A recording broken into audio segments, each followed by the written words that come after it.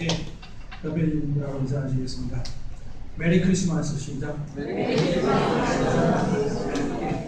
메리 크리스마스 앤드 위리 크리스마스. 예, 환영합니다.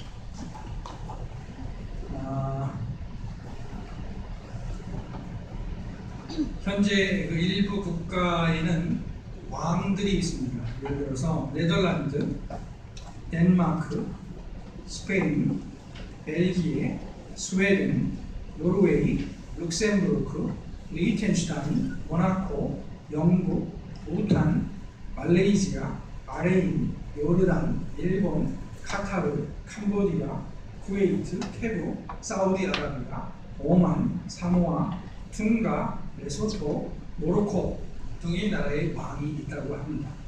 생각보다 여러 나라의 왕이 있죠. 물론 이런 국가들의 왕들은 대부분 실질적인 통치 권력을 가진 것이 아니라 상징적으로 국민들에게 영향을 주는 사람들입니다. 일종의 구심점 역할을 하는 사람들이죠. 우리나라에도 100여 년 전만 해도 왕이 있었습니다. 그리고 지금 보면 조선시대의 왕릉들이 많이 있고 그것이 세계 문화유산으로 등재되어 있습니다. 이 왕정 그러면은 우리나라 사람들에게는 부정적인 생각이 들지요. 비민주적이다, 권위적이다, 시대착오적이다 그런 생각이 듭니다. 그러나 그리스의 철학자 플라톤은 그의 책 국가에서 철인 통치를 주장했습니다. 플라톤이 주장한 철인 통치는 일종의 독재라고 할 수 있는데요. 왕정에 가깝다고 볼 수 있겠습니다. 플라톤이 철인 통치를 주장한 이유는 일반 대중에게는 나라를 다스릴 수 있는 도덕성이나 지식이나 경험 등이 없다라고 생각했기 때문에 도덕성도 뛰어나고 지식도 많고 경험도 많은 그런 훌륭한 사람이 일종의 독재를 해야 된다라고 주장을 했던 것이죠.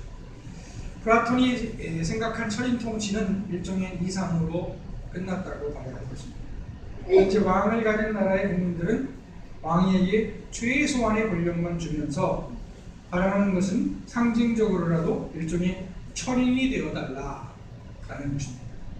그런데 성경은 예수님이 왕이시다라고 선포합니다. 마태복음이나 누가복음에 보면 예수님께서는 왕이시다는 사실을 말씀해 주고 있습니다.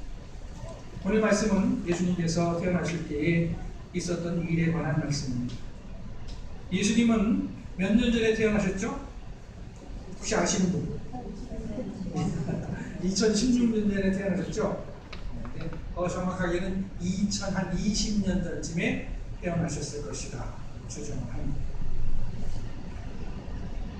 2016년이라는 것은 예수님을 기준으로 해서 2016년이라는 겁니다. 그러면 어느 나라에서 태어나셨죠? 이스라엘에서 태어났어요. 유대라고 합니다. 이스라엘이라고 하고 유대라고 합니다. 오늘 말씀 보니까 예수님은 헤롯 왕 때에 유대 베들레헴에서 태어나셨습니다. 성경에서 헤롯 하면 세 명을 말하는데요. 헤롯 대왕을 말하고 헤롯의 아들을 말하고 또 헤롯 대왕의 손자 세 명을 말합니다. 다 헤롯이라고 말합니다.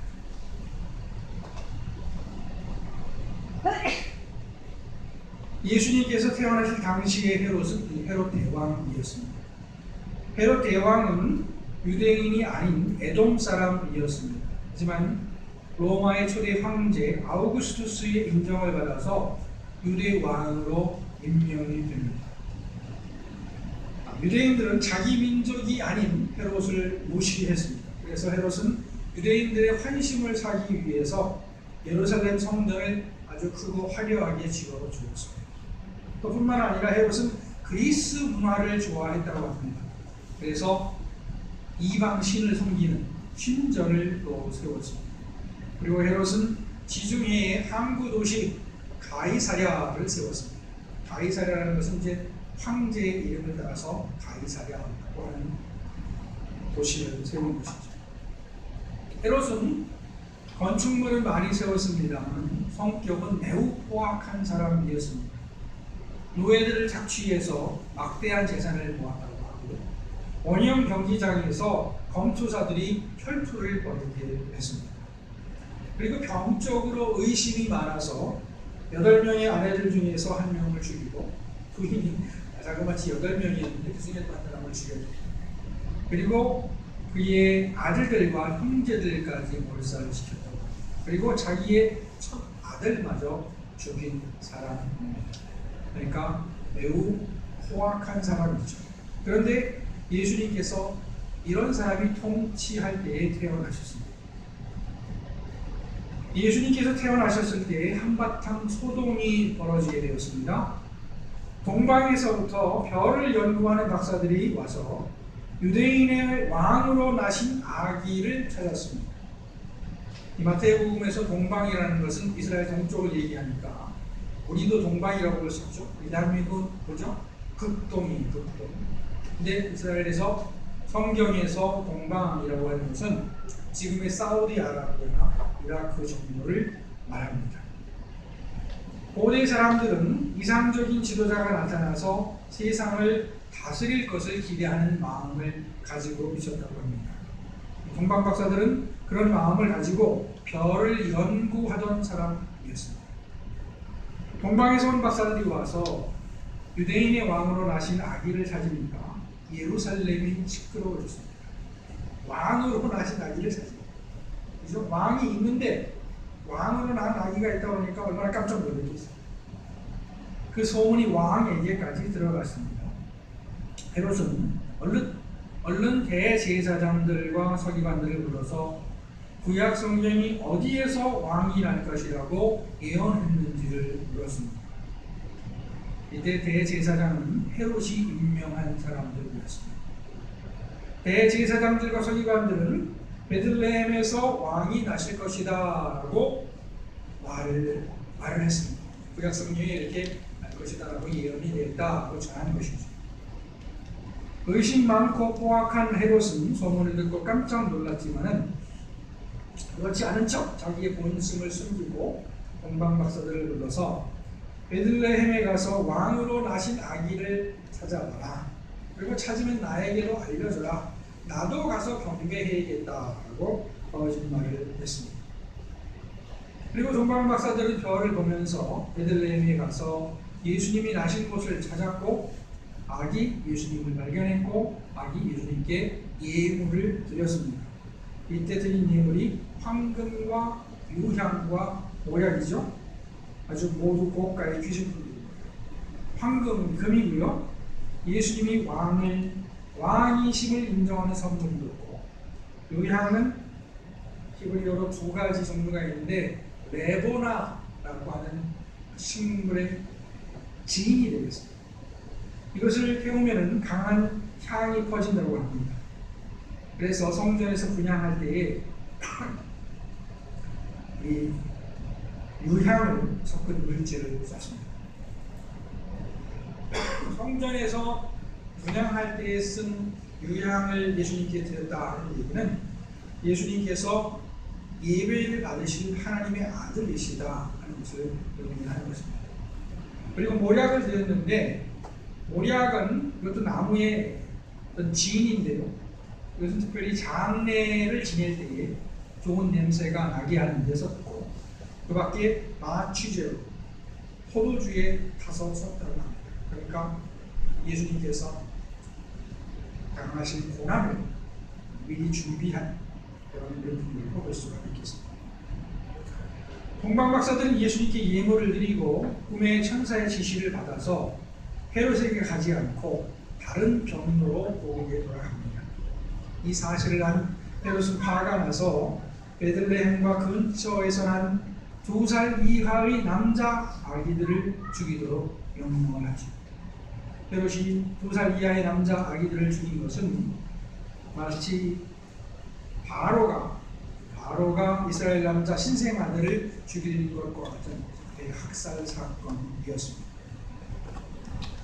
동방 박사가 예수님을 찾아온 이야기에서 우리가 생각해야 할 것은 예수님이 태어나셨을 때에 동방 박사들과 같이 예수님을 환영하고 경배한 사람들이 있었던 반면에 헤롯과 같이 예수님을 죽이고 반대하려고 했던 사람들이 있었다 하는 것입니다. 복음서와 사도행전에 보면은 예수님에 대해서 어떤 사람들은 믿고 따랐지만 또 어떤 사람들은 예수님을 반대하고 대적했습니다. 사도행전에 보면은 사도 바울이 터키, 그리스 이렇게 다니면서 회당을 방문하잖아요. 그리고 그 회당에서 복음을 전하는데 딱 둘로 나눠집니다. 예수를 믿는 사람들과 예수를 믿지 않는 사람들로 나눠집니다. 뿐만 아니라 오늘날까지도 세상에는 예수를 믿고 따르는 사람들도 있지만 믿지 않고 따르지 않거나 대적하는 사람들도 있습니다. 아마 이런 패턴은 세상 끝날까지 이어지게 될 것입니다. 동방박사 이야기에서 우리가 더 본질적으로 생각해야 할 것은 예수님께서 우리의 왕이시다 하는 사실입니다. 동방박사들은 예수님을 왕으로 인정하고 예물을 드렸습니다. 성경은 예수님께서 왕이시라고 선포합니다. 그런데 예수님이 왕이시라고 하니까 좀 이상합니다. 왕이라면 나라도 있어야 하고 백성도 있어야 하고 왕궁도 있어야 하고 군사도 있어야 될 텐데 예수님은 그렇지 않기 때문입니다. 그렇습니다. 예수님은 사람들이 일반적으로 생각하는 왕이 아니시기 때문에 세상의 왕과는 다른 나라, 다른 백성을 가지고 계십니다. 그리고 다른 통치 방식을 가지고 계십니다. 하나님 왕이신데 그럼 하나님의 백성은 누구예요? 네? 백성은 누구예요? 저 이웃 사람들? 네? 아니 자기 백성들이 하나님 백성들이 자기들이 하나님 백성인 것도 모르시네. 자, 여러분이 하나님 백성이죠? 예, 여러분이 하나님 백성이에요. 예. 자, 예수님의 왕국은 하나님의 나라입니다. 하나님의 나라는 한국도 아니고요, 미국도 아니고요, 중국도 아니고 일본도 아닙니다. 그러나 하나님의 나라는 그 어느 곳도 될 수 있습니다. 하나님 나라의 제일 큰 특징은 하나님이 통치하신다 하는 것입니다. 하나님이 통치하시는 교회가 하나님의 나라입니다. 하나님의 법대로 움직이는 교회가 하나님의 나라입니다. 그러나 비록 교회라고 할지라도 하나님의 법대로 하나님의 뜻대로 움직이지 않는다면 하나님의 나라가 아닙니다. 복음서에 보면 예수님은 하나님의 나라에 대해서 수시로 말씀하셨고 하나님 나라의 법칙들에 대해서 말씀을 하셨습니다. 하나님의 나라가 복음서의 제1주제라고 볼 수 있습니다. 그리고 예수님께서 하나님 나라의 법을 말씀을 하셨습니다. 하나님 나라의 법칙을 몇 가지 말씀을 드리면 다음과 같습니다. 첫째로 믿음의 법칙입니다. 예수님은 제자들에게 믿음을 요구하셨습니다. 예를 들어서 마태복음 6장에 보면 예수님은 먹고 사는 문제에 대해서 근심 걱정하는 사람들에게 하나님이 먹이시고 입히실 것이니까 믿고 근심하지 말라라고 말씀을 하셨습니다. 예수님은 병자들을 고치실 때에 그들의 믿음이 그들의 병을 고치셨다라고 말씀을 하셨습니다. 풍랑 때문에 제자들이 당황할 때에 풍랑을 잔잔하게 하시고 왜 의심하였느냐, 왜 믿음이 없느냐라고 말씀하셨습니다. 믿음의 법칙이 우리에게 말해주는 것은 하나님 나라의 백성들은 믿음을 가져야 한다 하는 것입니다. 히브리서 11장 6절 말씀이 뭐라고 했습니까? 하나님께 나아가는 자는 반드시 그가 계신 것과 또한 그가 자기를 찾는 자들에게 상 주시는 이심을 믿어야 할 것이다 라고 말씀하셨습니다. 하나님과 하나님의 선하심과 하나님의 능력에 대한 믿음을 가져야 한다는 것입니다. 만약 우리 마음속에 믿음이 부족하다면 한번 생각해 봐야겠습니다. 내가 정말 하나님 나라의 백성으로서 사는가 생각해 보아야 합니다. 만약 여러분 마음속에 계속해서 근심이 떠나지 않고 불안하고 하나님을 의심하게 된다면 선포하시기 바랍니다. 마음속으로만 선포하지 말고 거울 앞에 서서 입을 벌려서 크게 선포해 보시기 바랍니다. 나는 하나님 나라의 국민이다. 나는 하나님을 믿는다. 하나님이 나를 아시고 나를 사랑하시고 나를 도우시며 나에게 필요한 것을 공급하시고 나를 강건케 하실 것을 믿는다. 이런 식으로 한번 거울 앞에 서서 크게 선포해 보시기 바랍니다. 의식적으로라도 선포해 보시라는 것이죠. 믿음은 하나님이 주시는 선물이기도 하지만 우리가 의식적으로 고백하고 선포할 때에 생길 수 있습니다.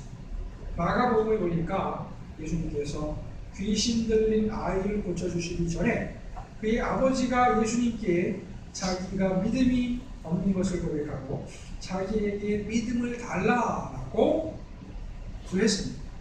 즉 믿음이 없으면 믿음이 없다라고 포기하지 말고 믿음을 달라고 기도해야 한다 하는 것입니다. 아멘. 하나님 나라의 두 번째 법칙은 낮아짐입니다. 예수님은 하나님 나라에서는 자기를 제일 낮추는 사람이 큰 사람이라고 했습니다. 아멘. 세상에서는 서로 높아지려고 애를 쓰죠. 높아지기 위해서는 시기하고 질투하고 중상 모략도 합니다. 거짓이 난무합니다. 그러나 하나님 나라에서는 낮아지는 게 높아지는 거니까 그럴 필요가 없습니다. 제가 요즘에 책을 이현영 박사님 책을 읽었는데 우리 전사님이 저희 집에 읽으라고 선물해 주신 책이에요. 이현영 박사가 썼던 소설 속에 나타나는 성이라고 썼는데 이현영 박사님이 맨 마지막으로 소개한 소설이 뭐냐면 타이이야기라는 소설입니다. 그리고 거기에 이제 얘기를 하면서 이런 박사가 그 얘기를 하는 중에는 세상에는 나무늘보 같은 동물도 있는데 표범처럼 빠른 동물들만 사는 게 아니라 나무늘보 같은 동물들도 살게 돼 있다. 그게 세상의 조화다. 하나님 만드신 섭니다. 그렇게 얘기를 적어놨더라고요. 그래서 제가 은혜를 받았어요. 야, 나무늘보 딱 나구나. 나무늘보 어떻게 움직이니까 빨리빨리 못 움직이잖아요. 천천히 움직이잖아요. 그래서 제가 나무늘보의 의미를 받았어요. 야, 그래. 나도 나무늘보 같지만 나무늘보려니 하고 살자 그렇게 생각했는데 하나님 나라에서는 높아지려고 할 필요가 없습니다. 예. 물론 실제로 교만한 마음을 가지고 있으면서 낮은 척하면 안 되겠지. 그러나 하나님 나라에서는 낮은 것이 미덕이기 때문에 높아지려고 해서 생기는 문제가 없습니다. 만약 여러분 중에서 혹시라도 내가 저 사람보다 낫다고 생각하거나 저 사람한테는 지지 않겠다는 마음을 가진 분이 있으면 그 마음을 빨리 버리시기 바랍니다. 제가 운동을 하는데 운동할 때도 그런 것 같아요. 저하고 10살 차이 나는 사람, 20살 차이 나는 사람하고 같이 뛰는데 제가 그 사람들 다 쫓아갈 수 있겠어요? 근데 쫓아가려고 하다 보면 이제 부상을 당하게 돼요. 그러니까 불구하고 어떤 선한 의미에서의 경쟁심, 축구 같은 건 괜찮을 것 같아요. 그러나 어떤 무슨 자존심 싸움 같은 건 하지 마세요. 세 번째 법칙은 나눔의 법칙입니다. 사도행전에 보니까 세계 최초의 교회였던 예루살렘 교회는 자기들의 소유를 다 팔아서 교회에 바치고 공동생활을 했습니다. 물론 이런 공동생활은 종말론적 대망이 있었기 때문이죠. 예수님께서 곧 오실 것이다 하는 그 소망이 있었기 때문에 다 바치고 공동생활을 할 수가 있었습니다. 어쨌거나 예루살렘 교회는 공동생활을 했고요. 이런 모습은 이상적 하나님 나라의 모델이 됩니다. 물론 오늘날 공동생활을 강제할 수는 없습니다. 그렇지만 나눔의 법칙은 잊지 말아야겠죠. 그리고 제일 중요한 하나님 나라의 법칙은 아까도 말씀드렸듯이 하나님이 다스리신다 하는 것입니다. 오늘은 예수님이 주인공이시니까 예수님이 다스리신다 하는 것이죠. 하나님 나라에서는 당연히 하나님이 예수님이 왕이십니다. 예수님이 다스리십니다. 예수님은 자기의 무한한 지혜와 자기 백성을 무한한 지혜와 사랑으로 자기 백성을 다스리십니다. 아멘. 세상의 왕들, 세상의 지도자들은 무지하고 또 무능하고 또 이 잘못된 생각을 가지고 세상을 다스리다가 망치기도 합니다만 예수님은 지혜와 사랑으로 자기 백성을 다스리십니다. 예수님은 왕이시지만 우리 위에 군림하시지 않으시고 오히려 우리를 위해서 희생하십니다. 예수님은 자기 백성들이 예수님의 법칙을 따라 살기를 원하십니다. 우리 그리스도인들은 모두 이중국적자입니다. 이중국적. 삼중국적도 될 수 있어요. 어떤 사람들은. 여기 모인 분들은 어느 나라 사람이죠? 하나님 대한민국 사람이에요. 대한민국 사람. 혹시 미국 시민권 가지고 있는데 혹시 숨기고 계신 분 없으시죠? 대한민국 사람. 그리고 하나님 나라의 사람들입니다. 하나님 나라는 민주주의가 아니라 왕정입니다. 여러분, 민주주의라는 어떤 정치 제도는 세계 역사를 보면 여러 정치 제도 중에 하나입니다. 최선이 아니고 차선의 정치 제도일 뿐이죠. 하나님 나라는 민주주의가 아니라 왕정입니다. 예수님이 왕이 되시고 우리는 백성이 되는 왕정입니다. 예수님은 자기 능력과 사랑으로 우리를 다스리십니다.